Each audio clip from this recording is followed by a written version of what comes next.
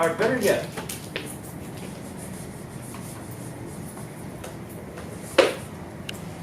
def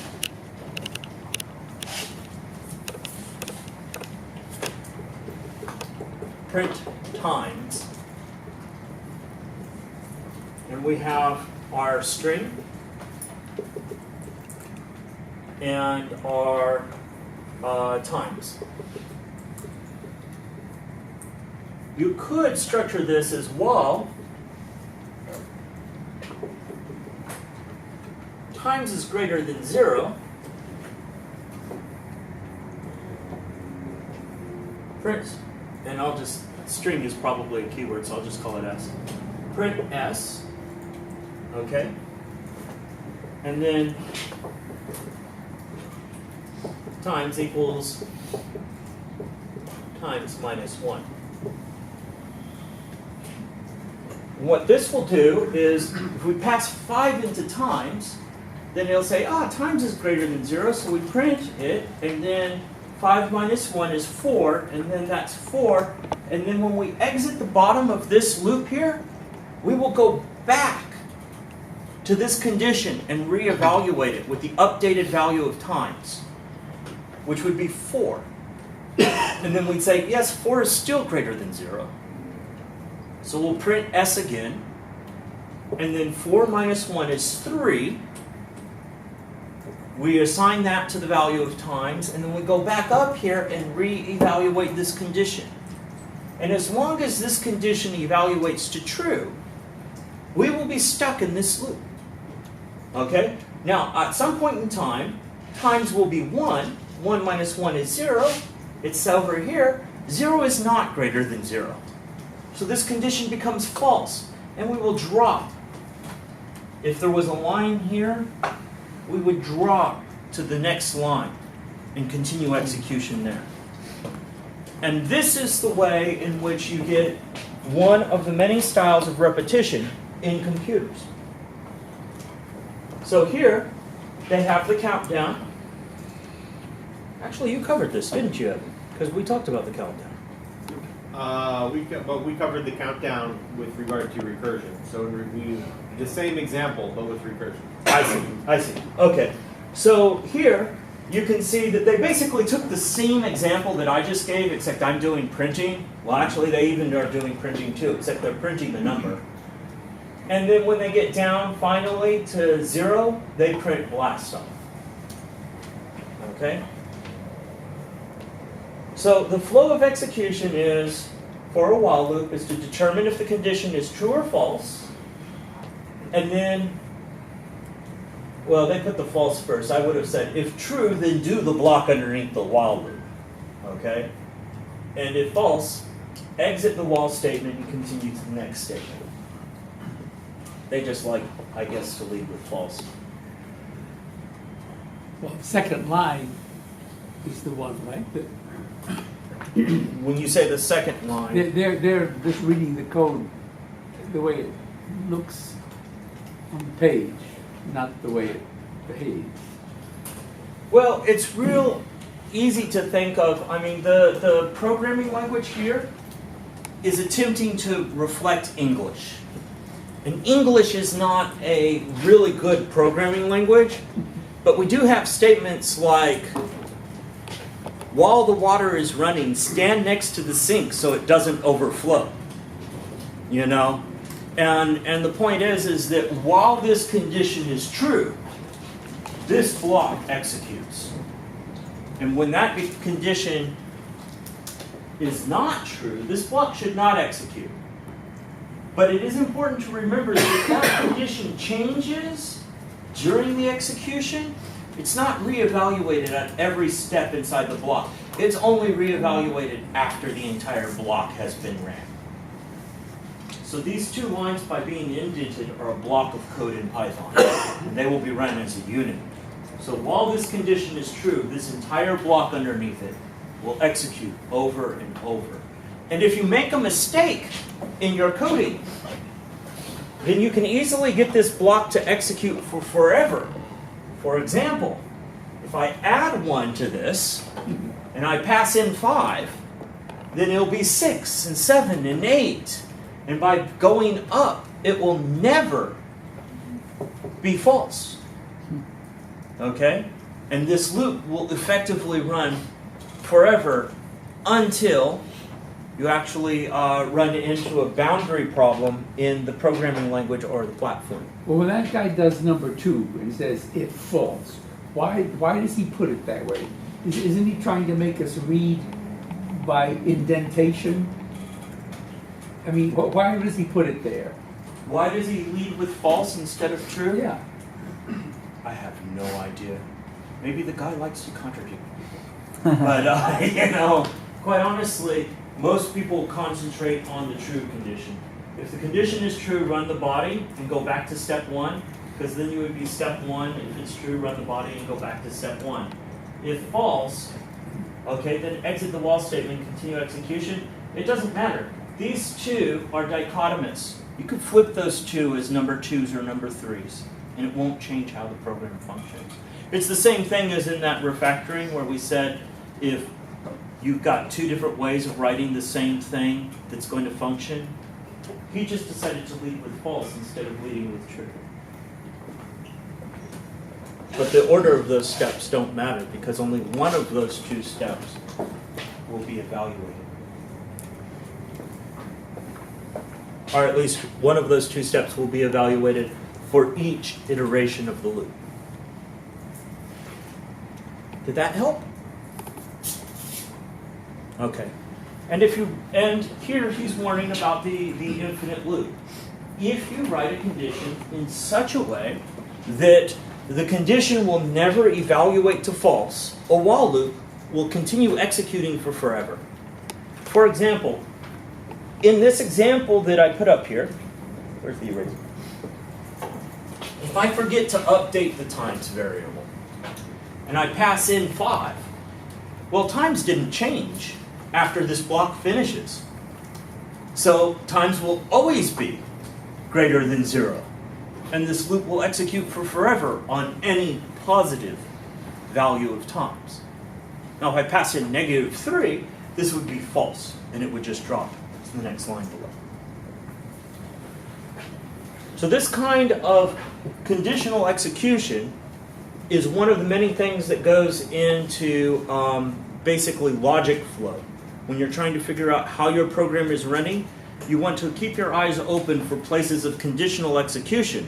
Most bugs occur when conditional execution doesn't happen the way that the programmer imagined it should because of unexpected input or some sort of other constraint of the system, such as trying to add 1 to the maximum number that could be stored inside that kind of memory. Okay. Okay, so this one is a famous mathematical puzzle, and from a person that's coming from a computer science math background. This routine of basically if it's even dividing by 2, but if it's odd, multiplying by 3 and plus 1, they know that it eventually aligns to 0, but they don't actually know the exact path in which it goes through. And so you can put in any number here and you actually come up with some sort of almost pseudo-random walk. Like some really simple numbers take for forever to align, and the next digit higher actually aligns real fast. It's cool if you're doing some sort of like number theory type sort of research, but for this point, he's just saying that it's not easy to tell that this loop actually exits, because it's not easy to tell if n will ever be 1. Okay? And boy, it's really not easy on this one. If you can figure that one out, I think there's a Fields Medal for you, which is the Nobel equivalent of, the math equivalent of the Nobel Prize. Okay, now in these kinds of conditional executions, you'll see the keyword break. And keyword break is a very special keyword because it actually changes the flow of your code through a loop. So we always said that while something is being evaluated, this is true, so this will always be true. And it'll just loop for forever. But then it says if the line equals done, break. And break is a special keyword that says don't bother checking the conditional, just immediately exit the loop. Matter of fact, don't even bother doing the line below it. Just immediately exit the loop. Okay? The idea is that you break out of this looping body and go to the line below. So here, it would do this input, okay, fetch some input into line and wait until the person types done. Now, if the person did not type done, then they would print the line that they just typed in, because this is going to capture information from the screen. But if they did type done, then it's not going to print the line they just typed in. It's going to break and return to this line, the next instruction after the while instruction. And it'll print done with capitals and an explanation point. Break can only be part of a loop. Where else can that exist Yes. and be useful? So, break, at least for the context of what we've covered so far, if you use it outside of a loop, it will almost certainly be an error. Plain because it won't know what you're breaking out of. So here's a good example. Let me go ahead and pull this over. So here, I don't have a loop set up. So if I type break, Python says, you're trying to use break outside of a loop. I have no idea what you're trying to break out of. Okay? But if I say, while true, okay, this is the same statement that they've got. We're going to capture into a variable line, okay, input. And I don't really like the style of them using functions without having introduced them, but input seeks input from the command, from the console. Okay?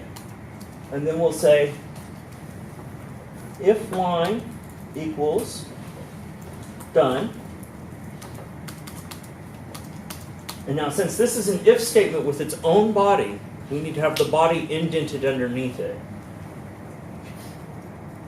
Break. And then we'll say print line. Okay, and then after this loop body, which includes an if statement, which includes its own if statement body, after this we're going to print. And just to highlight that it's a little bit different, even more so, I'll print all done. But you've indented it differently. Oh, I see what I forgot to do.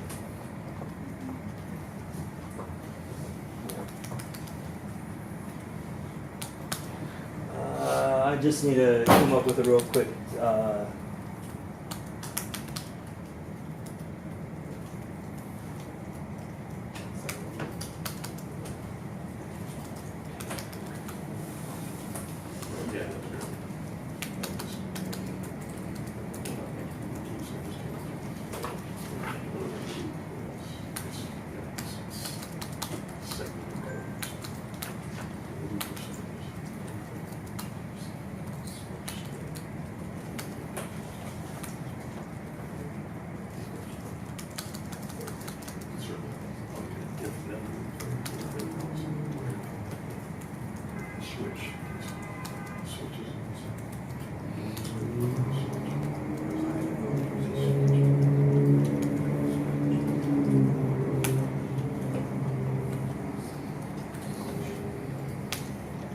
Okay, so here you see that it's printing out this prompt, and it's going to take some input. And since I typed in first, the value that I typed in got assigned to the variable line. First does not happen to match the string done. It's a different string. It's a string with the letters for first in it. And so this condition evaluates out to false. And since it evaluates out to false, this break block underneath it does not get executed. And it drops to the next line, which is to print the line, which is print first. And now we're back up into the while true, and it's prompting us for another input. And so I can type in second, third, fourth, and so on. But when I type done, then line will have the value of done. And this if statement will evaluate out with a true condition. And we will enter this block and we will run the break statement. The break statement will break us out of this otherwise infinite while loop. And so here you can see that it broke us out of this while loop and went to the next line where it printed all done. And then the example function finished. And now I'm back to where I can define new functions and whatnot. So the point is that these indentations are blocks of code that are actually part of the structures of the keywords above them. Thank you, sir. Want to make sure it doesn't go to your card, huh?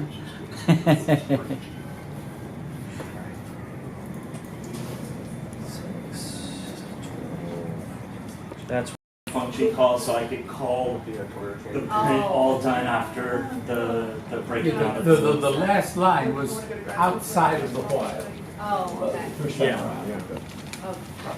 Meaning to So it that. wasn't indentation. Wasn't, yeah. Yeah, it was just this example. It's key to see that the all done is printed after the while loop, because that really drives home that you're breaking out of the while loop on a particular value.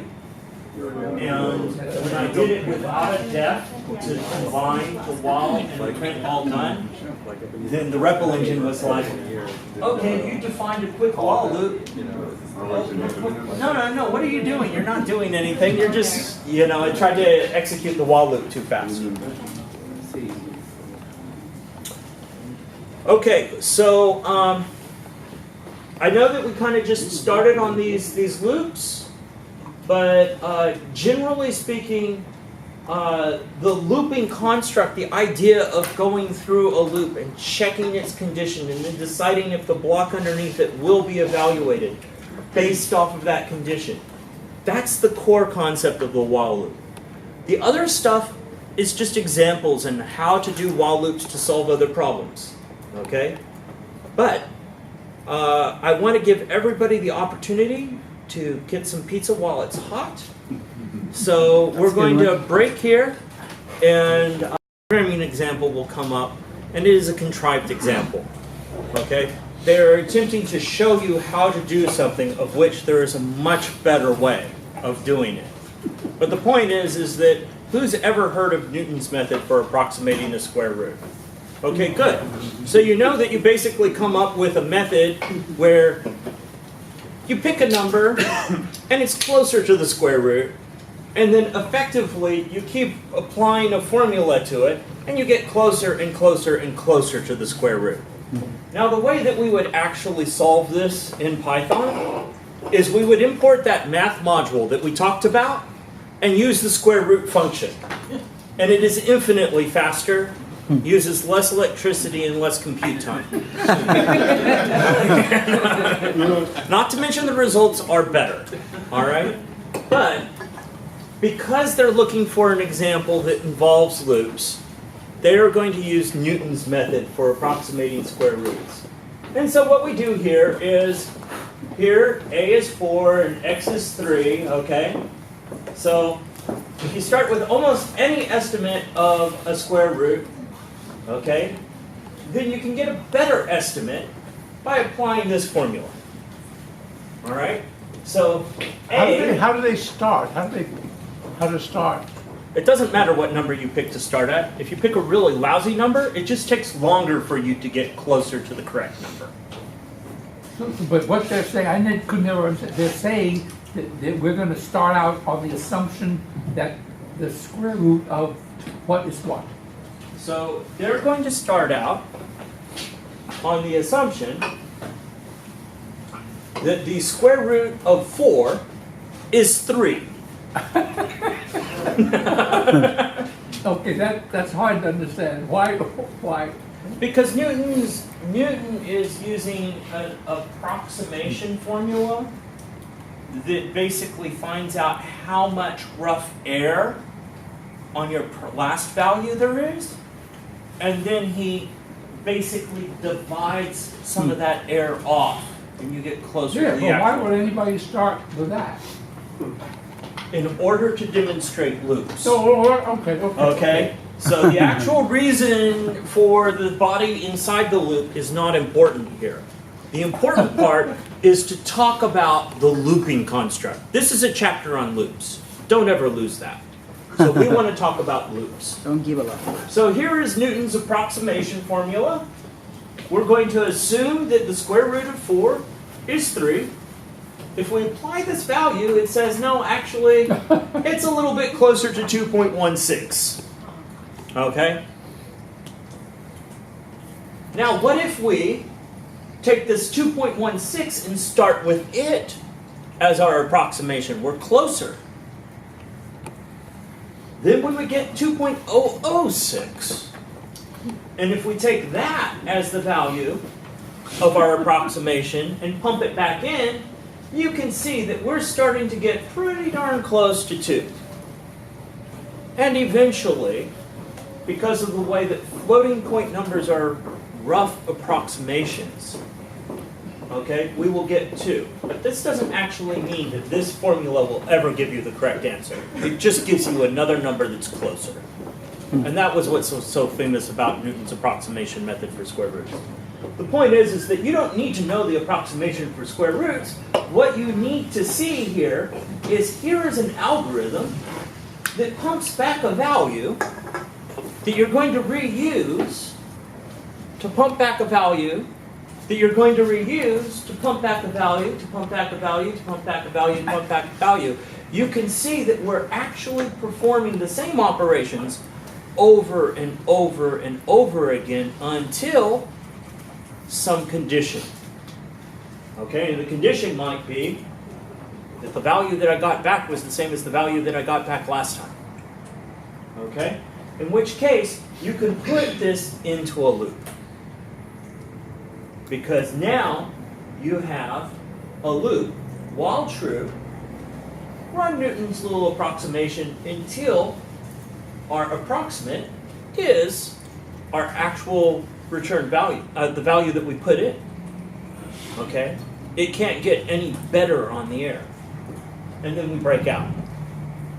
So can you see how we're actually using the looping construct to perform this block of operations, and then this block of operations, which is the same block of operations, and then this block of operations, which is the same as that? I mean, it's like cut and paste, except the value is different.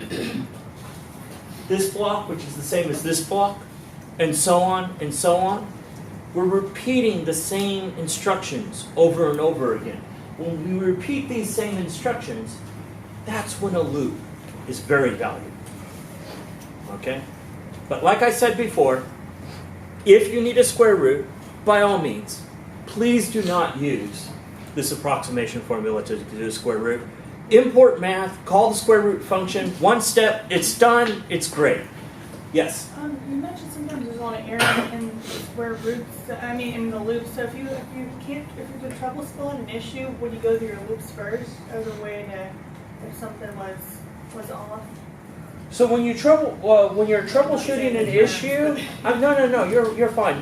There's a different kind of error that I'm referring to. I'm referring to measurement error. Like, have you ever measured something, and sure enough, your first measurement probably isn't the exact measurement. Okay? You might measure it more carefully and get a little bit better measurement. But sooner or later, the thing that you're measuring with, okay, like if it's a yardstick, the lines where the yardstick measurement points are, it might be somewhere in between those two lines, not exactly on one of those lines. Okay, that's a measurement error. We talked about certain data types inside What did I do with the black one? We talked about certain data types inside the Python programming language. We talked about true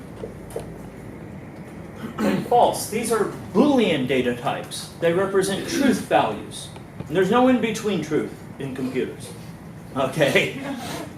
Believe it or not, there are some computer languages that have in-between truths, but not Python. Okay? So true and false is Boolean. And if we did like that type function of true, it would say something like Boolean. I'm not sure if it's bool or Boolean, but the point is it's a true-false type value. And then we said 5, 6, 12, and other numbers like this, these are integers. And if we did the type function on this,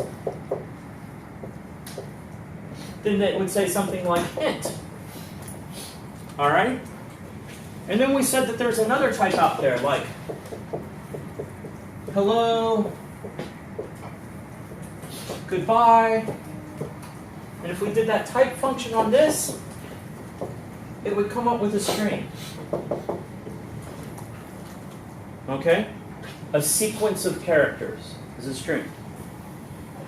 So, when I said that there's an error, there is a type called a floating point variable.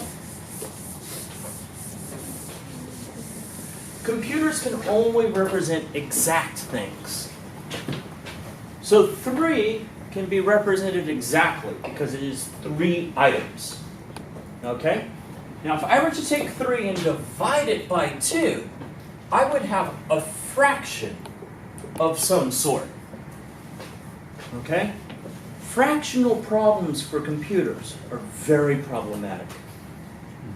And so if I wanted to represent this fraction, okay, I would have to use a system that really at its base only had integers and somehow said that we were more or less approximating the fraction. Okay, now some of these fractions happened to be perfectly approximated with integers underneath the covers, and some of these fractions don't. A good example is if I were to ask you to describe 1/6 in decimal numbers, you would say, oh, well, that's like 1 point, is it 666666666? And I said, no, I need it exact. Okay? You'll be writing these 6s for the rest of eternity. Because there is no exact in that one, because the way in which 1/6 and the decimal number system line up, it's not possible to write this to the last digit. Whereas 1/4, it is possible to write it to the last digit, 0.25, and then the rest is all zeros. I don't have to keep writing them. Okay? Computers deal with this problem with an approximation. And so when you start seeing these floating point numbers here, you've got to understand that this is not the exact value of this expression. This is an approximation of this expression. So that means that if you were to do some really odd things, like say 1/3 plus 1/3 plus 1/3, in many computer systems, you'll get something like 1.000000001. Okay? Or sometimes you'll get 0.99999999999. Those of you who have really old calculators that don't try to account for this have often seen this to amusing effect. Okay? But the point is that computers don't represent fractions well, and so whenever you do that type operation on something that looks like this, you'll probably get back something that says float. FL, if I can spell. Okay? And float is an approximation of the number. All right? So you can never trust a floating point value to be really the exact value. Okay? Always treat it as to have like a little bit of error margin around it.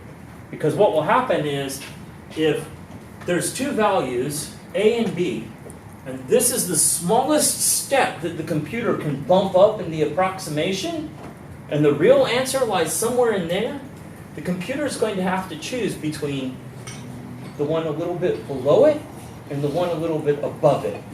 And that's where these little errors creep in that prevent these things from adding up correctly. Okay. Thank you.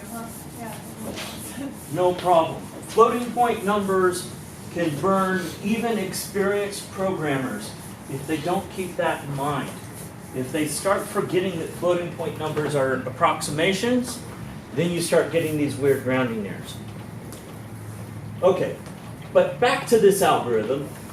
Here, they're computing floating point numbers, and they're just basically using an algorithm that gets them closer and closer and closer to math square root. Okay, and then they're going to talk about algorithms. Algorithm is a very interesting word that is actually a lot less interesting when you know what its real definition is. It's an approach, a way of doing things. If you have a systematic way of making breakfast in the morning, that is your algorithm for making breakfast in the morning. You might deviate from it. Someone else might have a better algorithm that makes the same breakfast than you faster. Okay? Someone else might have a better algorithm that only works in a kitchen with 20 square feet of kitchen countertop space. All right? Algorithms grow and die and are adapted for the environment in which they run. You can trade off certain things in algorithms. If you have a computer with a lot of RAM, you can cache values left and right like crazy and use lots and lots of that RAM to perform relatively simple computations, much faster sometimes than you can if you actually perform the computation. You'll be like, oh yeah, I remember that the square root of 4 is 2. I just look it up and, you know. Instead of actually performing the square root, you just remember the results. There are other algorithms too, like we talked about iteration, walking across the elements. There are techniques you can find elements inside that list without walking across the whole list, provided that you know something about the list.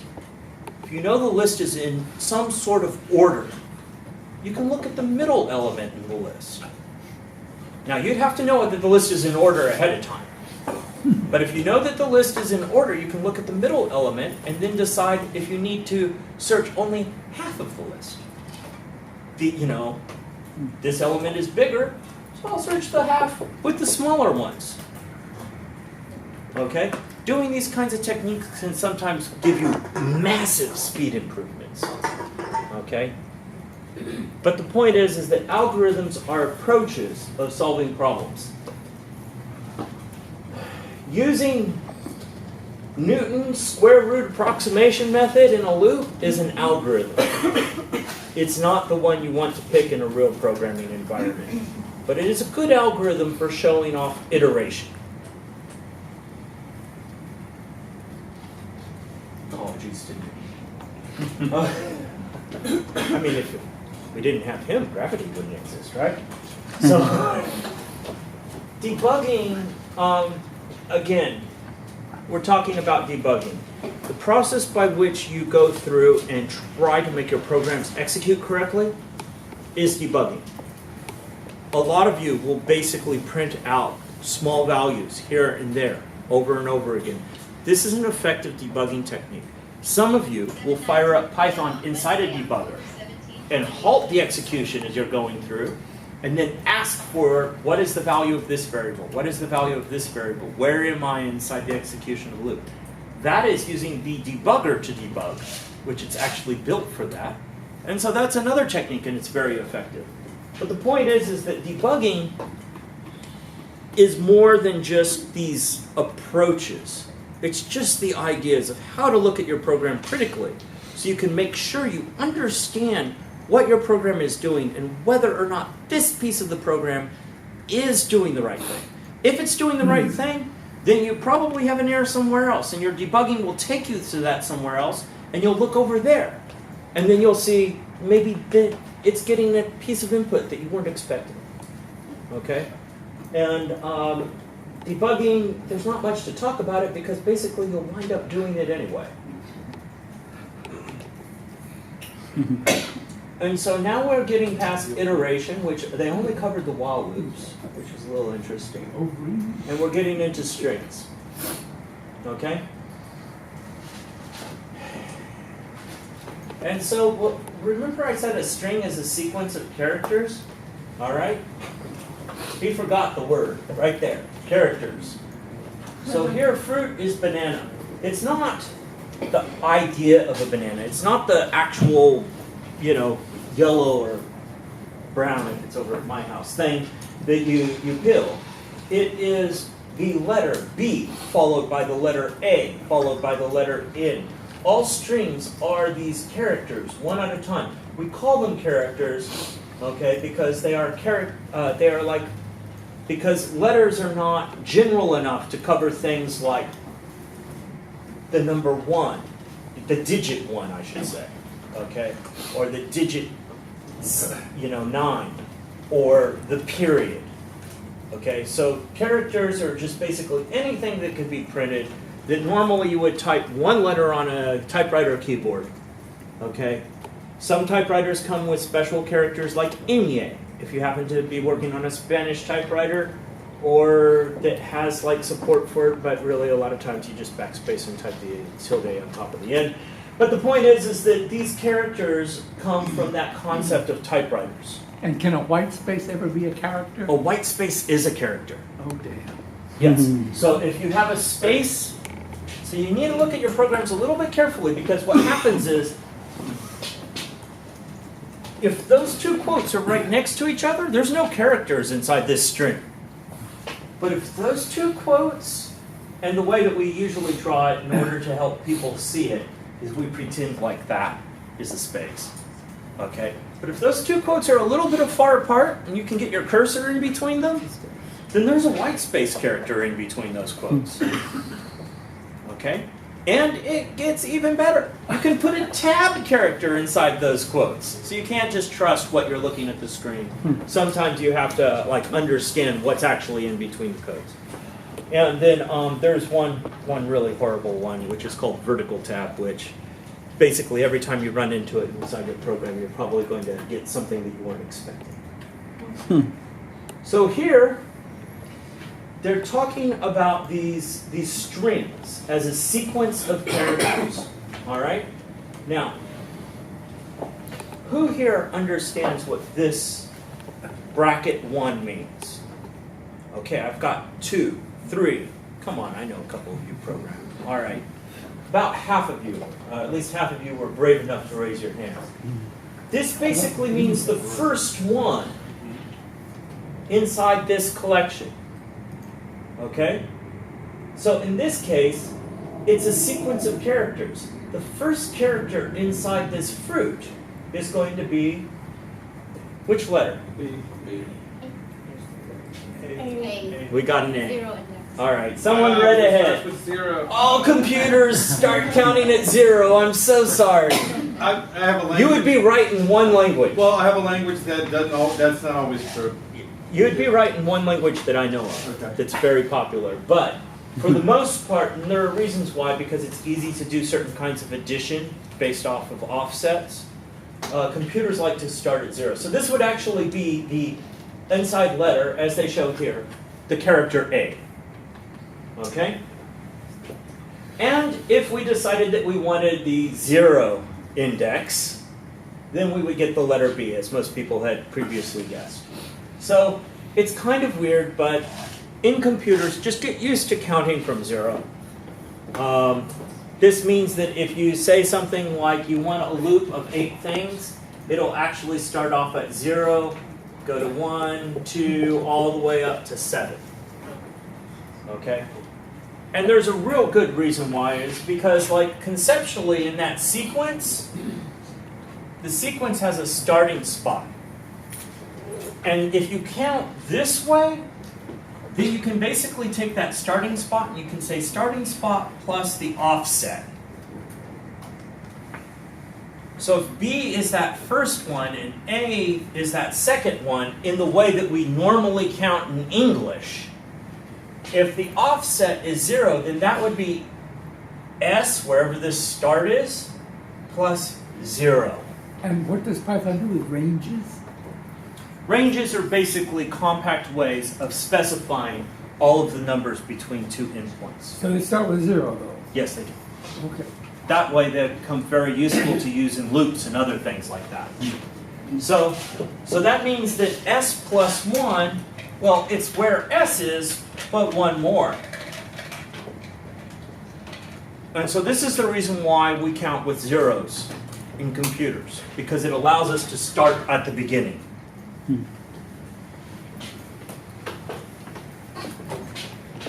All right, so here, now we've defined a variable I equals 1. Fruit I, well, that's the same as fruit 1. We just did fruit 1 up here, right? And that was A. So all we're doing now is, in order for it to figure out which offset, which index, it's going to have to capture the value of I at this moment in time, which is 1, and replace it in fruit 1. Now if we do fruit I plus 1, in order to figure out what offset we are in fruit, we need to capture I, but we also need to add the 1 to it first. This is about order of operation. Within these brackets, this has to collapse down to one integer. It cannot be some sort of math function or a little expression or something like that, because there is no way to jump to the offset of some sort of math thing. Okay? So that means that it will first read whatever I's value was. Let's say it's someplace in storage, it's 1. Reads that out, and then it adds 1 to it, and then it gets the intermediate value 2, and then it uses that as the offset to figure out the character index. Who did I lose in that? Did I lose anybody? Did I lose 1? Yeah. No, I don't really have a question. Okay. You just looked eager. Sorry. All right. So here we go. This is basically going to print out fruit 2, which will be the third letter, 0, 1, 2, the N. Okay. What if we pass in a floating point value? Won't work. Won't work. Who can tell me why it won't work? There must be an integer. Well, that's kind of a circular argument. You're absolutely right.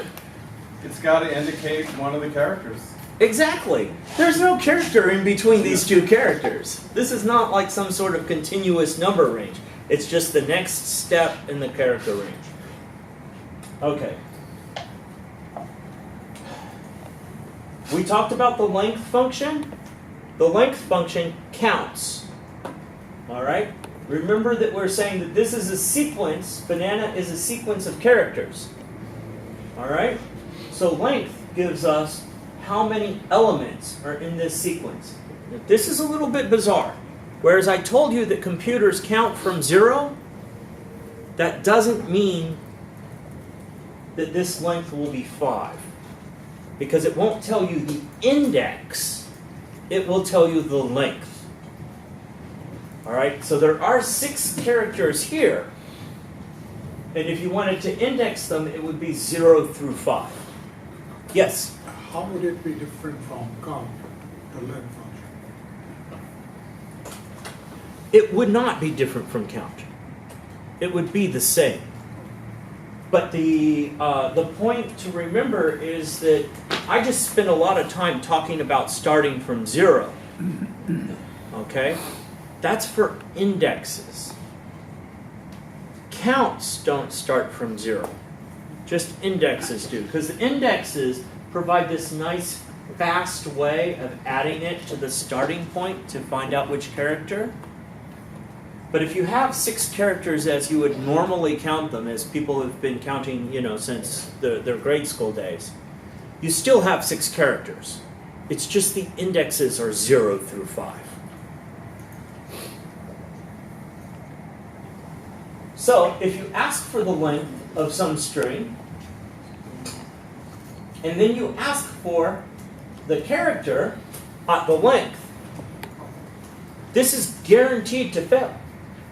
And I'll show you why.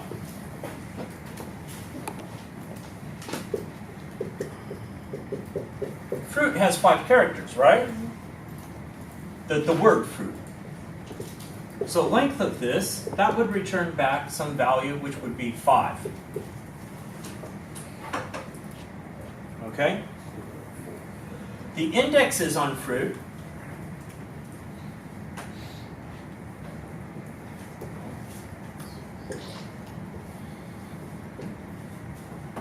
is 0 through 4. So that means that the length is always going to be 1 larger than the maximum index. So if you actually try to pull this length out, you're not getting the last character. You're getting the character that would be after the last character. And you will get an error that you have asked for an index that's out of the range of this string. You've asked for a character that exists there. There's no way. It's not defined. That means that if you want the last item, you have to subtract 1 from the length. Okay? It's been optimized for programming walking through things forward. It doesn't mean it's faster walking through them forward to back. All right? But it does mean that basically, whenever you want to consider the boundary of where a string ends, it's always length minus 1. And isn't it so if you want your index to measure a range, and the last number you give it is not included? So, an index is just one integer. A range is a collection of integers. So if you want to specify an index, you only have 1 number. But if you want to specify a range, then it depends on whether the range is opened or closed, whether it keeps that last one or not. Yes, I know. Horrible, horrible, that whole line thing from back in high school. But we'll get into that later. So right now we're going to use our while loop, and what we're going to do is we're going to pick off each letter of the fruit and print it out. Okay? Let's see if there's the...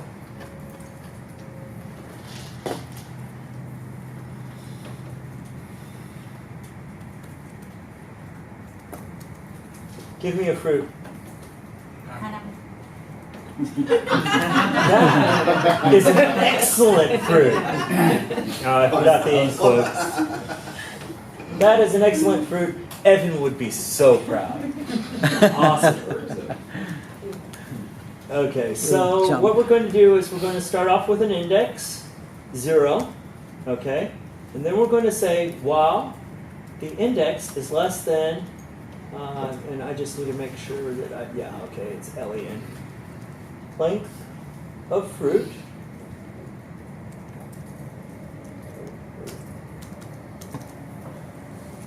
letter equals fruit index print letter index equals index plus 1. And here we are. Pineapple in all its glory. So what we did here was we started off with an index of 0. Now we used that same looping construct that we used before.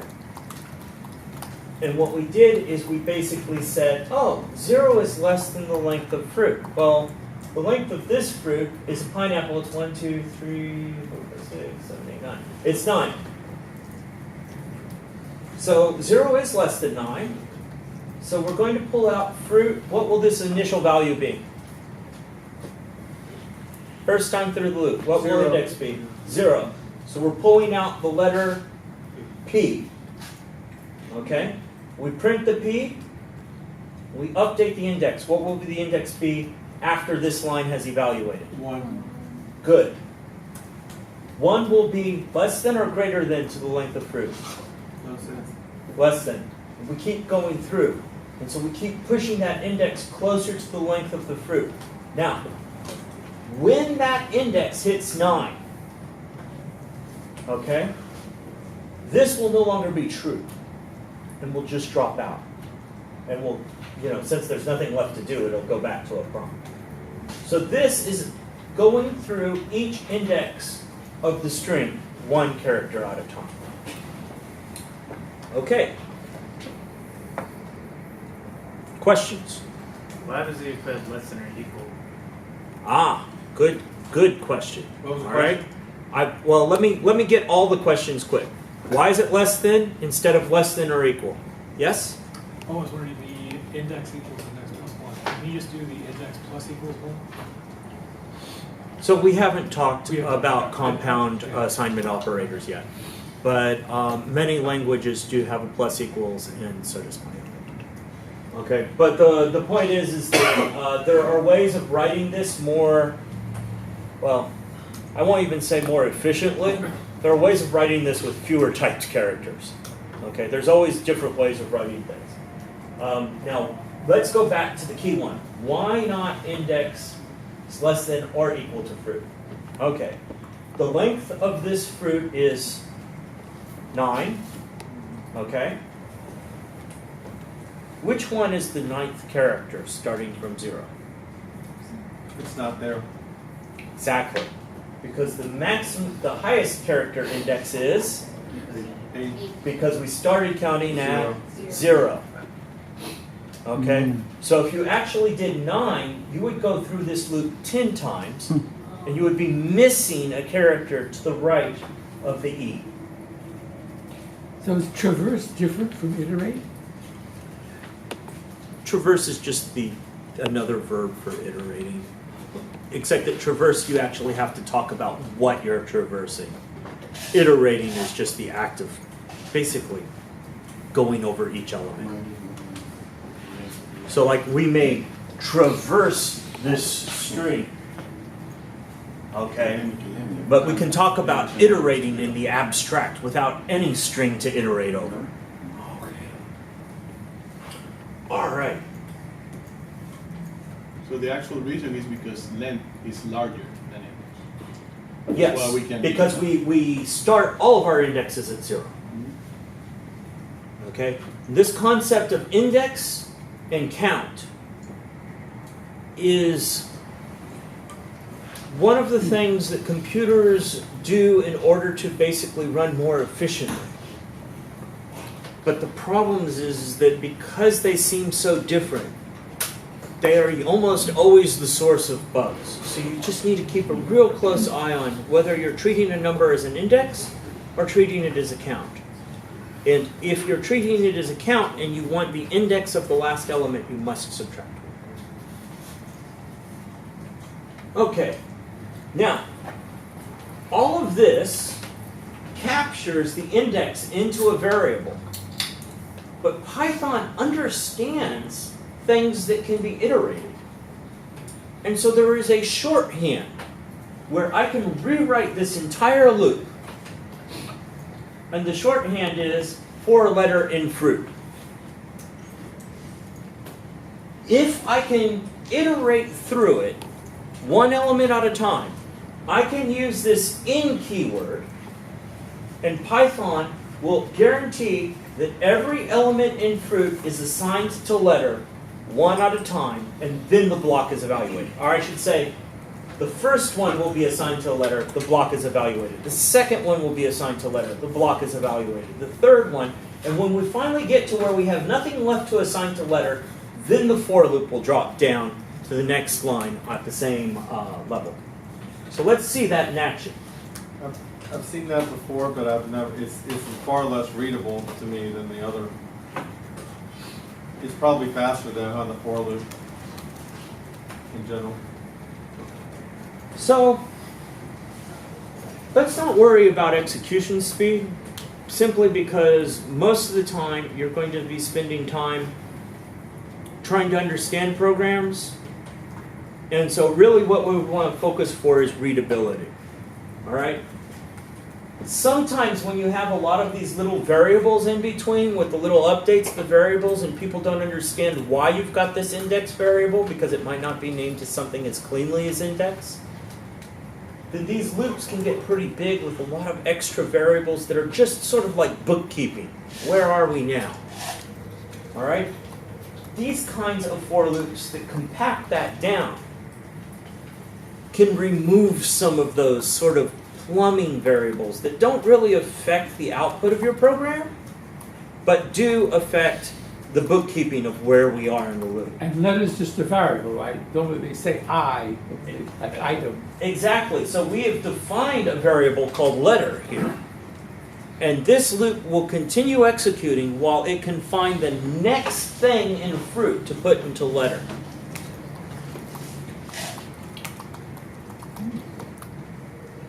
So it's the exact same loop. So remember how I talked to you about refactoring?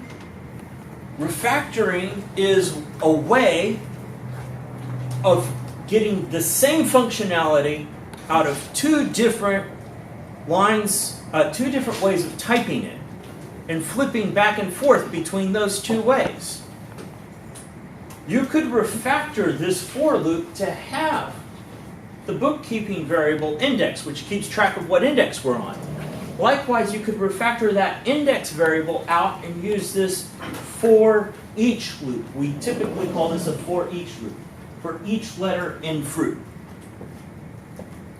Okay? Both of those are functionally equivalent, but they're typed very differently.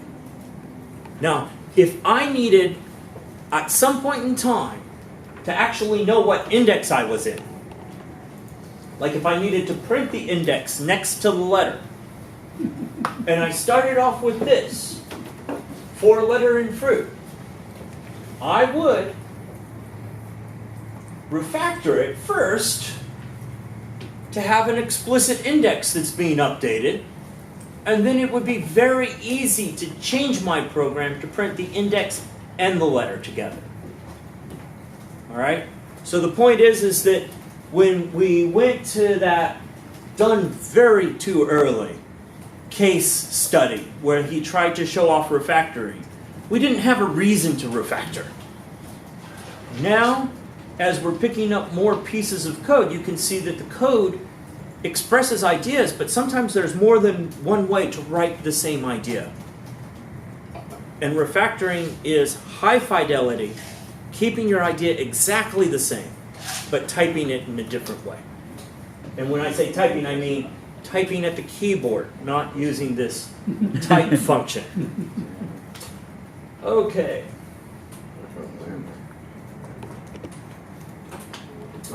So I have a question. Yes. So you said that we defined letter, right? So when you defined it in the while loop, it's not exclusive to that while loop?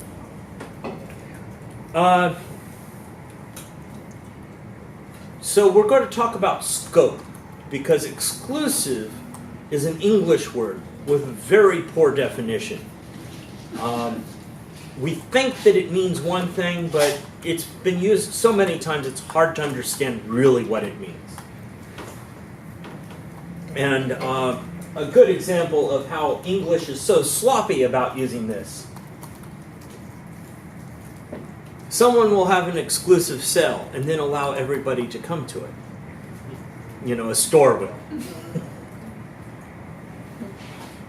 This letter has a scope. That means there's some point in time where you can use it as a variable and it makes sense. That point of time is in the block underneath the for loop. Once you're not in the block underneath the for loop, this letter variable no longer has a scope. And if I were to reference it, it would be undefined. So, but the letter was defined inside the while. That's what I'm saying. Okay. I didn't do the while loop and it still worked. Yeah. He's typing for letter and for that letter.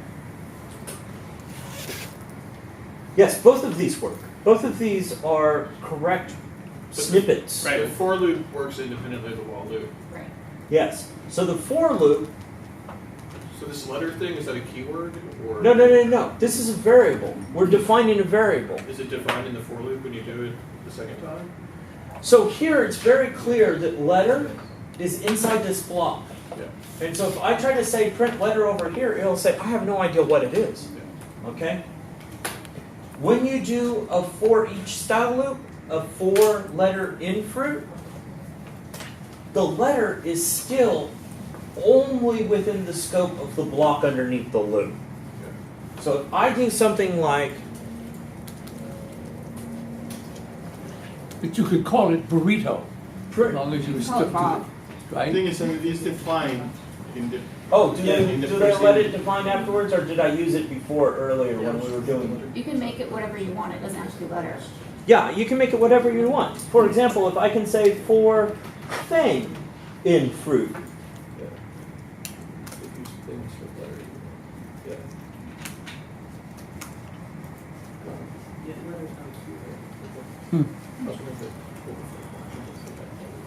That's because And it's defined apparently it does define it in the REPL to exist out past the for loop. So I was wrong. Remember, Some languages.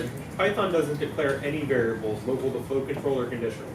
Ah, So when you okay. declare a variable, it automatically gets declared in the scope of the function that encapsulates it, Right. or the whole module, right? So if you come from a language like Perl or JavaScript, where you have like let or something like that, it will make that variable local to that loop. But that notion totally absent Yeah. from Python. So just look at the function and the whole module. And I'm letting my knowledge of other languages pollute my scoping rules on Python. You're absolutely right. And since I didn't define this inside a function, it's defined globally across the entire REPL. Okay. So here we are talking about the indexing again. All right, and you can see that the indexing, they like to represent it as just before the character, but you could equally like draw those dotted lines straight down through the middle of the character because it doesn't really matter. Yeah, but there is no 0.5s, please. No, thank you. Now, one thing that we talked about early on was that some operations work on different data types, and we talked about string and plus. And if you add two strings together, then what happens is it's going to take the first string and the characters of the first string and the characters of the second string, and it's going to stick them together in one string. All right. And some people are used to languages where the actual memory values get updated. Python doesn't do that. All of Python strings are what is called immutable, which means that you have one, but you can't update it. You can construct new ones from it. You can take pieces out of it and make new strings, but you never really update a string. You just throw away the ones that you don't need anymore as you construct new ones that are closer to the representation that you need. So here we're going again through these prefixes with a for loop. All right, so we'll go through J to Q, and we'll take this suffix and add act to the end of it. Does everybody understand what the concept is behind here? What we might expect to see? I mean, it's just 2 lines down, but the point is that you should be able to read the logic in here. Where's the letter defined? Ah, right here. Yeah, but where is it assigned? It's not assigned the prefix anywhere. No, you see the in prefixes basically wraps the looping function of going through each element in prefixes and assigns it to letter. Got it. Okay, and so this for with the keyword in indicates that you're transversing across a set. You're going to iterate across the elements inside that set, inside that collection. Okay? And so that means that the first prefix is going to be J, because it's the first letter we're pulling off of prefixes. J plus ack will be Jack. The next time we go through this loop, we'll be at the second index of prefixes index 1. K will be assigned to letter. K plus ACK is CAC.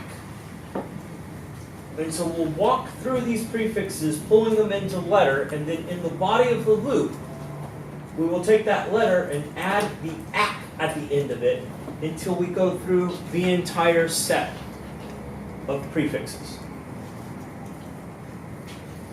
Will you do the exercise? Yeah, sure, I'll do the exercise.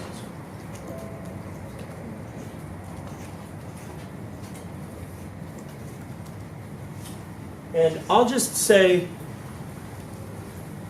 prefix in prefixes, so we can easily, well, I guess I have to define prefixes first. No. Yes, I do. Otherwise, I'll get an undefined name. prefixes. I'm sorry, okay. Yeah, but not prefix.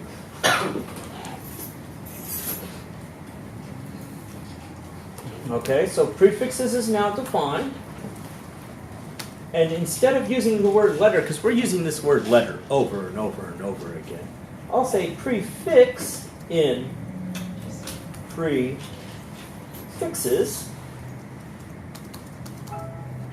Print prefix. Oh. Okay, well. And here it's just doing the same loop like we did before. But now what I'll do is I'll add a suffix.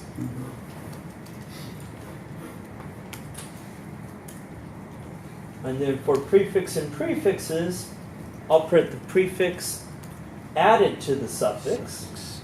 Let me add some spaces so it'll be a little easier for you guys to read. And by the way, is the font size large enough for the back row? Yes. Okay, good. Yes? How does it know to go from left to right?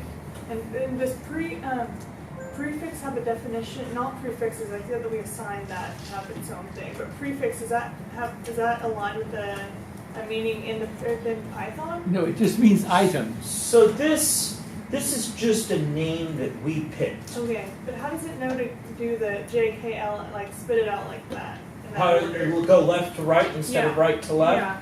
Because really the way that this works under the covers is it doesn't know about left to right or right to left. It goes from index 0 to index length -1. Okay. It goes from the first thing to the last thing. So it's not so much left to right, except that left to right reading people wrote this language. It's first thing to last thing. Okay? And so here we go. We did the same thing, except that we had a few more prefixes than they did, so our loop went a few more times. But how are you going to get the U's in after Q and O? That's his exercise. His little exercise. The U's in after Q and O? In this case, at this point in time, not in the programs at the end, because we haven't covered those, all he's really doing is indicating how to use a for loop with something that's a little bit more complicated than just printing out the character. That's all he's really doing. He's talking about adding two strings together. But he wants you to, this exercise, I'm sorry, maybe it isn't relevant. He says, of course, then he says exercise. He wants you to fix it so that when it gets to U and O, it doesn't just put ACK, but sticks in a U. Modify the program to fix this error. I'm sorry, maybe that isn't. Oh, well, then basically the way that you would do that is you go through there, and remember we want conditional execution based off of a very specific condition, right? So we would say something like, if the prefix is equal to Q,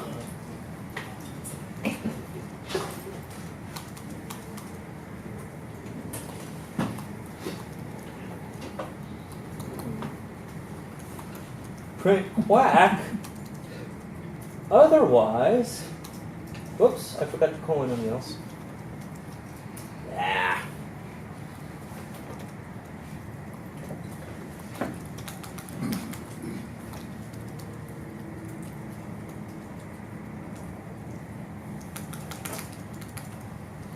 let's see, what comes before Q?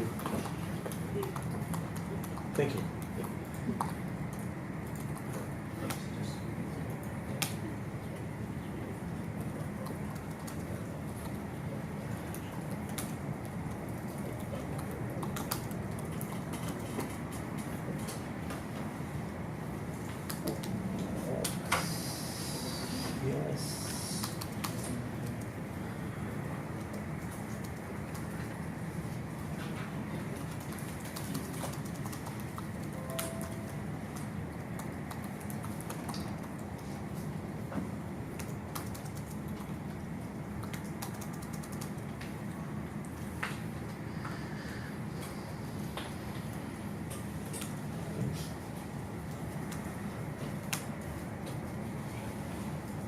So here, what we're doing is we're combining the if conditional that we had before. And if we happens to be with prefix Q, then we're not actually going to follow this formula of prefix plus suffix. We're actually going to print out quack, spelled correctly. He's just basically asking you to please remember the if-else statement from before and interject it in the middle of your loop. Did you get that? Could he also say, while it's Q or O, he needed to fix two of them? Could you say, while it's Q or O, blah, blah, blah, blah, print plus U?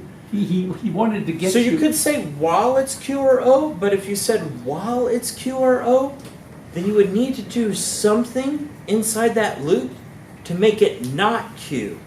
Otherwise, you would get stuck in the while loop for forever. So if you just want to check it once, I recommend that you not use a while loop, you use an if statement. And if you want it to do something for the entire duration it has a value, I recommend a while loop. These are the ways that you naturally use these loops, more or less in English and also in programming. Okay. Now sometimes you want to pull out a range of characters. And this is where slicing comes in. Because we could write a loop to go over some subset of these characters and pull them out one by one. And then use that plus operator and add them to some sort of value that we're trying to collect.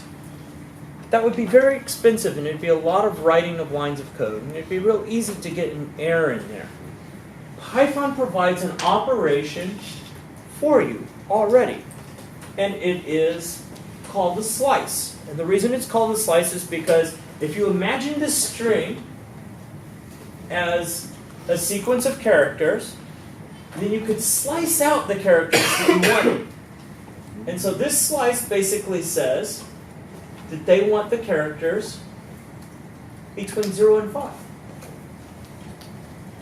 Okay? Now remember, I said that we're talking about indexes.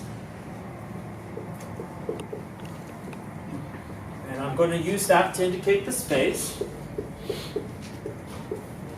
So this would be index 0, 1, 2, 3, 4, and 5. Slice does not include the last index. Okay? It's from 0 all the way up to, but not including 5. So when we slice this out, we get Monty. When we start at 6 and go to the 12th, not including the 12th, we get Python. If, for some reason, we want to save the typing of a single 0 character, we can omit it. And it will assume that we had to type a 0. And so this will give us ban. If we want to basically start at the third character and go all the way to the end, likewise, we can omit the termination part of the slice, and we will get all the characters to the end. But- Anna. But would it not be one less than the end? Well, it would include the end. Remember, the length is one more than the index of the end. But the end is still just the end. So it would include the last character.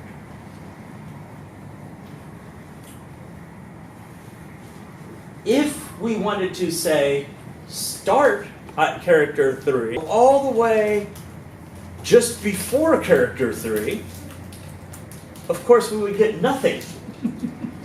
Because you're basically saying that you're ending before you get across the first character. And so any sort of like A:A format of slicing will give you nothing as long as A is an index inside this string. If A is outside of this string, you'll probably get an out of index range. So this allows us to pull certain things out of strings if we happen to know their locations. Okay? And there are other functions in Python where you can use to search for the indexes of, say, a space character. And then you could pull out like the whole next word between this space and the next space, and so on and so forth.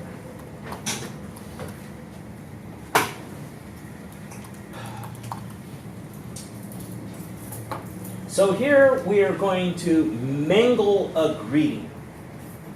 All right? And remember that we are talking about indexing. And so this looks like it should be valid, except that there's one detail that I kind of mentioned at once, but I glossed over, which is this greeting is assigned to the word, to the string hello, comma, world, exclamation point. Okay? And then we're going to say, oh, well, we'll just update the first index of greeting to J. But who can remember me using this fancy word called immutable? Hey, Evan remembers me using it. Awesome. Immutable means that these strings are not updatable.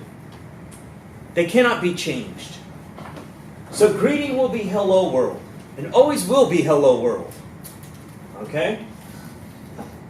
So if we wanted to add J to the beginning of it, we need to basically create a new string by taking everything except the first character of greeting. And that will create a second hello world string, and then we will add that to a J string, and then we will get Jello world. Okay? You cannot change the value of a string in Python. You can change a variable that's holding the string. You can put a new string in there. But you can't actually update a string. That's a little easier to remember if you use the term assign and bind, that you assign the value to the variable and you bind the variable to the value. So that's... Yes, but there are languages where you could update the value this way. You can update it through an index. No, I just meant that may be one way to remember it, is that those two words. But Right. they don't use them in Python, but if you do use them, you don't get in trouble. And that, Well, they do use them, but immutability is something a little bit different. yeah, I didn't need any cause. Yeah. Immutability just basically means that you can't change the value. You can't change part of the value. You have to replace the whole value. Okay? So here, we've got the same thing, and we are going to not update the greeting. Instead, we're going to take a subsection, like a small piece of the greeting, and build a new greeting. Okay. How many people got this far? Okay, I see a few hands. What does this function do? You said you got this far. Tell me, what does this do?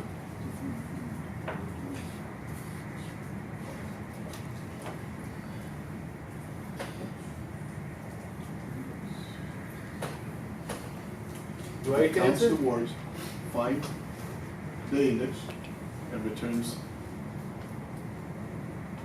the first letter. Okay? So, Index number you got one. some parts of it right. You give it a word, and you give it a letter. All right?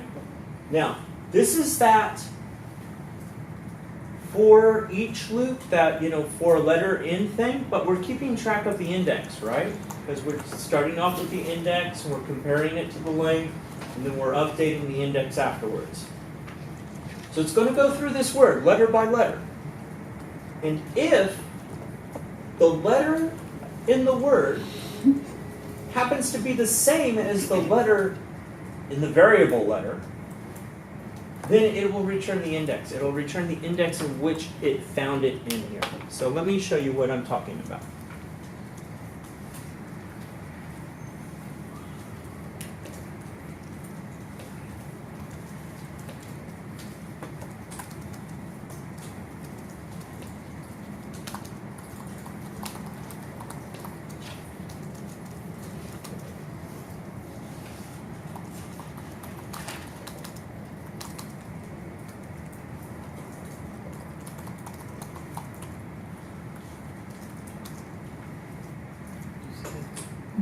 So this is where we're comparing to see if the character inside this word is the one that we were looking for. And if it is, we're going to return the index it was found at. Now return will leave this function. So if it's not, it will drop down to the next line, and it will go to the next index. And if somehow we get all the way through this while loop, we go off the word, we go past, to where there's no more characters inside the string of word, then we will return a nonsense index, -1. So now if I say find Bob O, it says O is at the first index in Bob. And if I say find B, because of the way in which we wrote this, the first B will be the one that it finds. Okay? But if I want to say something like find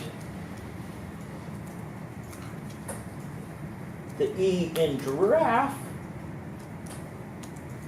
then that will be the last letter that it finds. And since giraffe has 7 letters, the last letter has an index of 6. Okay? If you wanted to find both B's in Bob, I would have to rewrite the function because this function only exits on the first one that it finds. And so I'd have to rewrite the function to somehow go through the entire string looking for all of the occurrences of the letter. And instead of returning one letter, I would have to return, say, an array of indexes. Okay.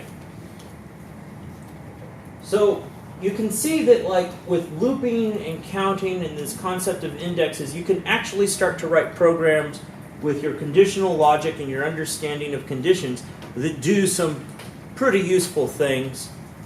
There's still a few more things to go into, but the point is that this whole concept of looping and counting is one of the fundamental ways in which some problems get solved. Not all of them, but some of them. So here we basically went for the letter in the word, and here if we find the letter A in the word, we add 1 to count. So this function is going to count the letter A's in banana. All right, and that's okay. But let's go ahead and add one more little bit in there, and we'll call it def count letter, word, letter, And we'll start off with a count, 0. And we'll say 4. You don't want that semicolon, or does it matter? It doesn't really matter. Python will ignore it. For thing in Word, if thing equals the letter we asked for,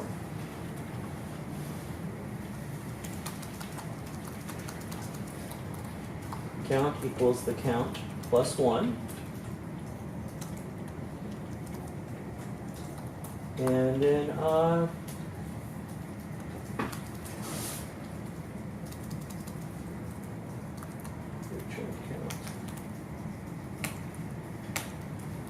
and so now if we say count letter Bob, and the letter that we want to count is B, we get the answer 2. It's the same idea as what they presented here. We just used it inside a function. So we could reuse this functionality later. It might be useful, I don't know. Depends on what kind of program you're writing. Can you go to the screen one more time, please? The other one? Yeah, sure.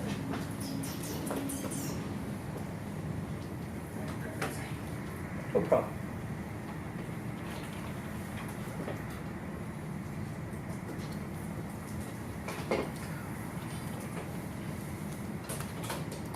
Okay. Now there are more things that you can do with strings than just take out slices, okay, than just walking over the characters for them.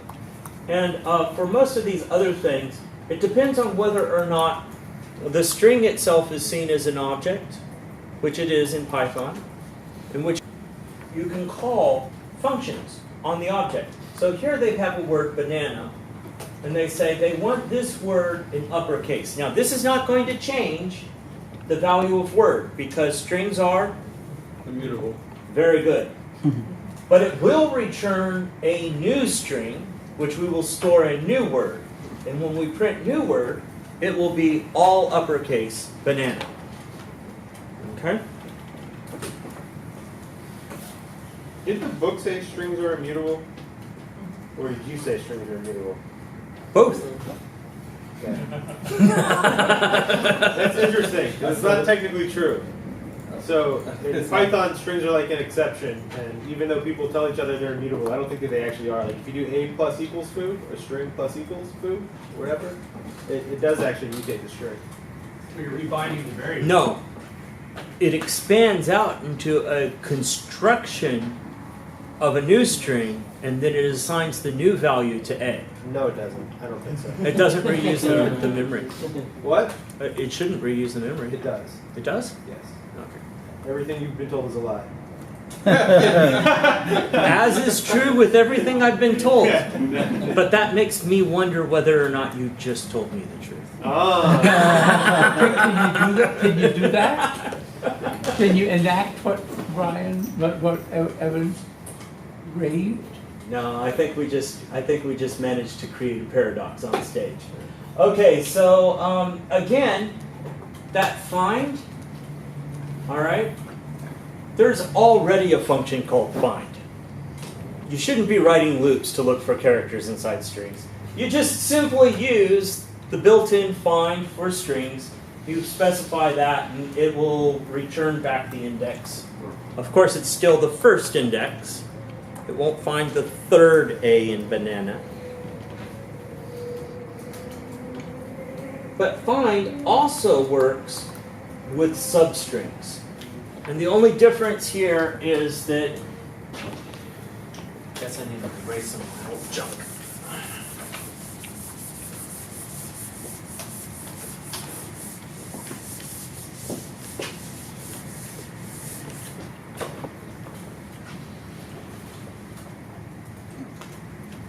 When we're finding substrings, it's going to try to find a continuous sequence of characters that exactly match. All right? So if I said that I wanted to find nan, then it would try to match nan here and fail. It would try to match nan here and fail. and it would try to match nan the third time at index 2, and it would say, hey, we've got a match with nan, and it would return back index 2. Yes? So if you have to find just NA, and that goes 2 times on this one, so how would it? It will not return the second time, because the find algorithm as implemented here finds the first occurrence. Okay? Now, you can pass parameters to this find algorithm to indicate that you want to start after the first occurrence. And so you could build a loop, and you could basically say, find it, and then start to try to find it again after the first time we find it. And then you would say, oh, and if you find it again, then find it after that time. And that way you could get a complete listing of all the ands in a banana. But you could not do it with just one function call, because the way that find is written, it returns the first match. Okay? And so here it says by default find starts at the beginning of the string, but when we pass it another argument, that's where it will start. And so here it's finding nan after the first occurrence. Okay? Now, some of the functions take a certain fixed number of arguments and don't work correctly without the right number of arguments. And some of the functions can take a variable number of arguments. If you leave them off, default values get substituted in.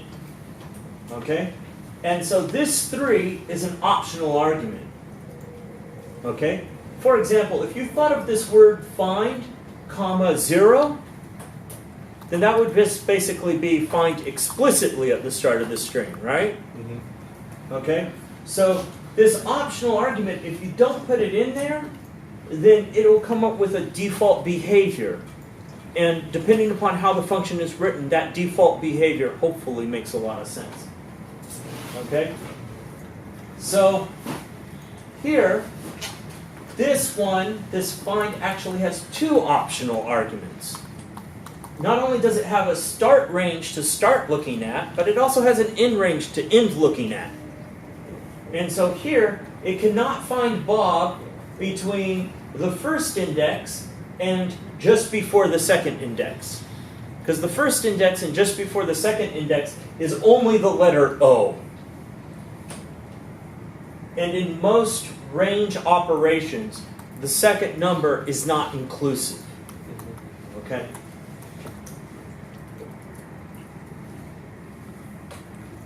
Now, in, we use this in the context of a for loop for something in a variable or for something in a value. But in is overloaded. It is also a Boolean operator.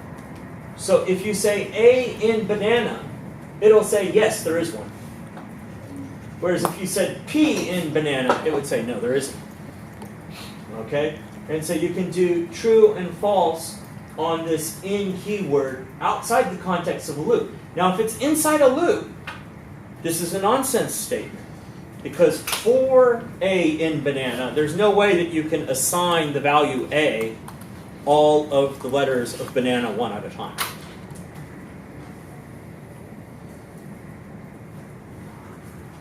And here he is, again, using a function in order to combine 2. So he's basically saying, for each letter in the word 1, if the letter is in the word 2, then print the letters that they share. And it's called in both. And so here he has done in both apples and oranges, and you can see that the A in apple happened to be found in oranges, whereas the P in apple did not get found in oranges. And so as it loops through the various characters of apple, it will print out the ones that it happens to use the in operator in oranges. Okay, and so you can see that the E matches here and the S matches at the end. But when he's doing this, he's checking each letter of apples one letter at a time. and comparing that letter to all of the letters in oranges. Because the logic is written here for the letter in word 1 if the letter is in word 2. So here he's using that for in loop construct, or assigning all of the characters of word 1 into letter. And later here he's using that Boolean in construct. It's kind of important to realize the context when a particular keyword or function is overloaded and used in multiple contexts. And what time is it? 8:29. Okay. And that's about it. I mean, you know, of course it gets back into debugging, and of course one of the easier ways to debug for people starting off is just printing a lot. So getting a good grip on your printing, where you are, printing the values that you think you have, and stuff like that will assist your debugging. And of course he's constructed a is reverse in order to show off reverse iteration, where he's basically walking through a string backwards in order to basically print it out and then compare the two. So here he's taking a look at, he starts off with one of the values set to the rightmost index and the other value set to the leftmost index, and he compares them, and he steps this one backwards through the string and this one forwards through the string. And if they don't match, then he's going to say they're false. There's much better ways of doing this, but this is the way that he's going to perform it. Okay, did I lose you there? Because I was glossing over this part. This is the main point of this, is that he wants you to get an idea of how to debug. And so he's created this is reverse function that will tell you whether this string is the reverse of that string, whether the characters are in backwards order. Python's got reverse, doesn't it? String got reverse, yeah.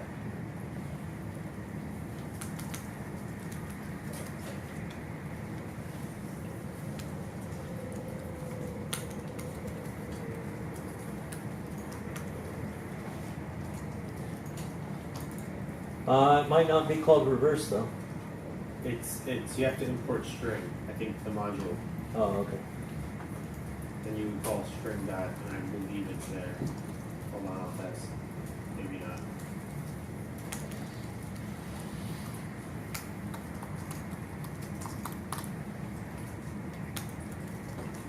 No, maybe it doesn't have it. Okay. I think you can index it in reverse.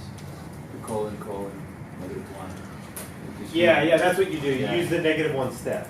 Yeah, in Python you would say colon, and then you would say colon -1. And then that would say from the beginning element to the end element with a -1 step. Oh, so you would take a splice in the opposite direction? That's right, yeah. Yeah, okay. Cute. Anyway, the way of doing this is to use a function that will give you the string printed out backwards, and then to just say, are these two things equal? Because all of these little updates in here are going to be expensive and error prone. But here, he's slipped in some printing statement in order to show off the two indexes. And you can see that it's a 0 and 3, and then it's comparing 1 and 2, and then 2 and 1, and then it runs out of indexes, so it prints, yes, these are the same, because it managed to get all the way down without evaluating this if conditional block. And that covers strings. And to tell you the truth, fruitful functions, we kind of skipped over it. Or did we? Yeah, we skipped over it because this is the circle area thing, and I remember it was an example. All right, so that covers as much as I really was hoping to cover tonight. And so now I've got time for questions. And the questions, first let's lead with the Python questions, and then I know some people asked about Linux earlier. I'd be happy to talk about Linux too, but I want to make sure that we wrap up the Python class before we get into off Python topics. So, what problems have you encountered as you've been going through this book? Oh, you thought the questions were coming from you.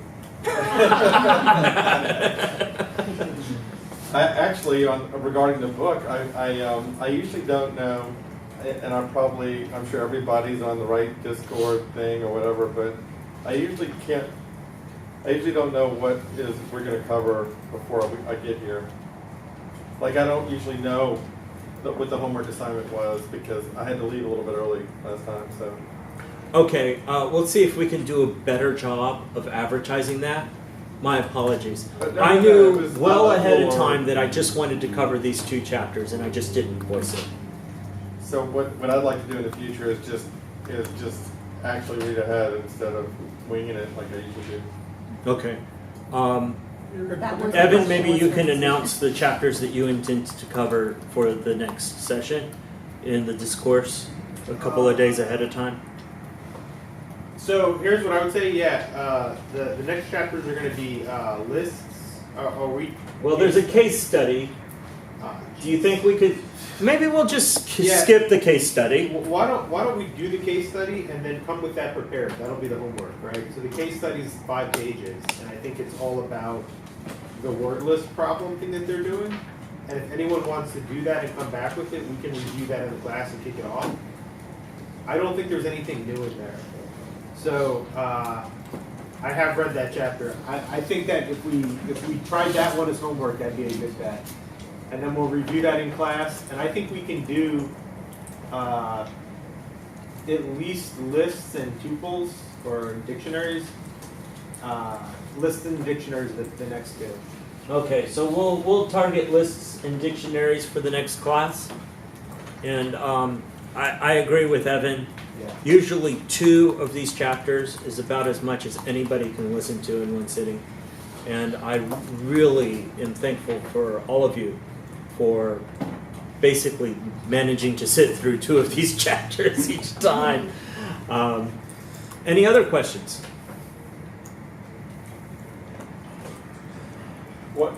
When you were doing square root stuff, all the years I've been dabbling in that other unknown foreign language that no one knows about, I almost never need to do a square root of anything. Like, is that just? I know in an example it was for iterations and cycling through loops and while it gave us something to do, but in real life, it seems like I just almost never need square root of anything. So, the square root is just the way in which he tried to deliver information about an approximation algorithm that gets closer and closer to the answer every time you go through the loop. Right, I understand how they use it, I guess. But as far as like using square roots, it depends heavily on the domain that you're working in. For example, if you're doing error estimation on a statistical population, root mean square is something that is used quite heavily. Mm-hmm. Remember that the standard deviation is the square root of the variance. But that said, if you're doing things like a customer is putting things into their shopping basket and checking out of the store, right, the odds that you will be using the square root to calculate their total is very small. Right. So keep in mind that like the real math is used in computer science, but it's not always used all the time. A lot of times, a lot of the stuff that you're doing is far more business logic than it is strong math. So, square roots, if you need them, you need them. And if you don't sweat.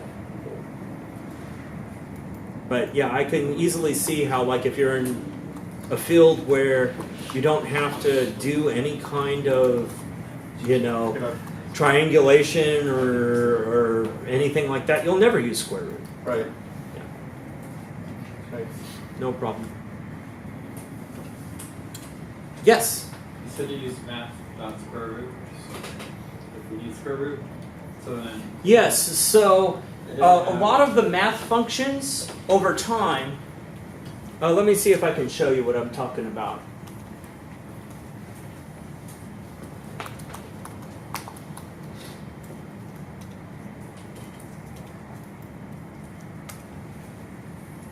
This is what I'm talking about. So in the real world, you don't approximate a square root because they've got a whole bunch of stuff already written for you. And so you import the math module, and you say math square root of 4, and you get 2. You don't have to go through a loop that you custom wrote off of an algorithm that Newton penned a couple hundred years ago. Okay? And the reason why is because inside the computer there is an MMU. Okay? It's a math processing unit. In this math processing unit, one of the things that computers do is they try to be competitive. We can perform these operations faster than that computer, so you want to buy our CPU. Okay?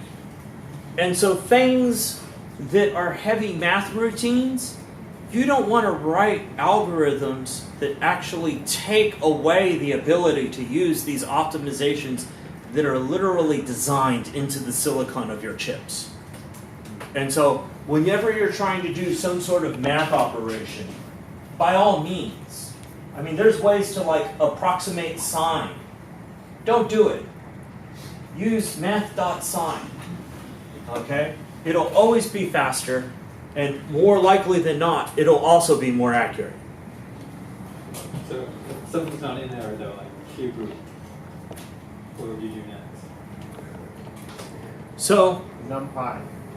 there are libraries which will either extend and add in extra functionality. I'm giving you like general approaches. Cube root, there's a real simple solution to it.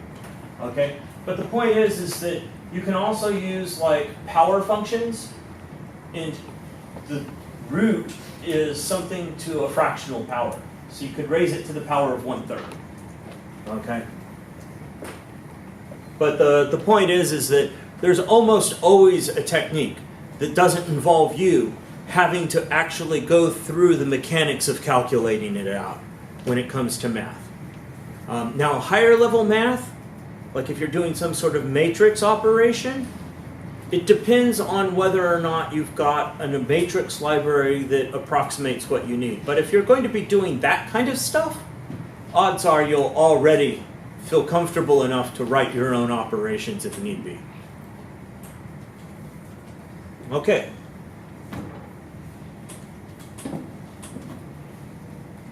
All right, if there's no more questions, thank you very much. This concludes the Python teaching for this evening, and I'll open the floor to any kinds of other questions. Yes?